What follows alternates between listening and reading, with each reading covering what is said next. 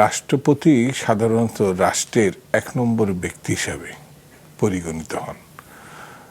ক্ষমতাধর তো বটেই, তো যে কোনো দিক থেকে আলোচনা করা যাক না কেন, এই রাষ্ট্রপতি যিনি পদত্যাগ করলেন, মিস্টার মানে ডাকনামই বলিস চপ্পু সাহেব, তো উনি তিনটা পিরিয়ডের প্রতিনিধিত্ব করেছেন।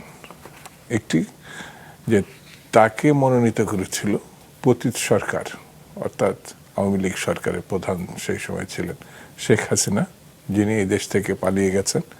তিনি তাকে রাষ্ট্রপতি হিসাবে অধিষ্ঠিত করেছিলেন। তো তিনি চলে যাওয়ার পরে ডক্টর ইউনূস সাহেবের অন্তর্বর্তীকালীন সরকার, গণঅভ্যুত্থানের যে পরিবর্তন, সেই সময় ডক্টর ইউনূস সাহেবের সময় ছাত্ররা তার পদত্যাগ দাবি করেছিল, কিন্তু সেই সময় পার্লামেন্ট না থাকার কারণে যদি তিনি পদত্যাগ করতেন তাহলে কে রাষ্ট্রপতি হতো, এটা নিয়ে সেই সময় খুবই গুরুতর একটা প্রসঙ্গ ছিল এবং আলোচনাও ছিল। বিএনপি সেই সময় সাংবিধানিক সংকটের যে ব্যাপারটা ছিল, সেই কারণে তিনি পদত্যাগ করে একটি সংকট ঘনীভূত হোক, এটা বিএনপি চায় না। এবং বিএনপি সেই সময় বড় রাজনৈতিক দল ছিল।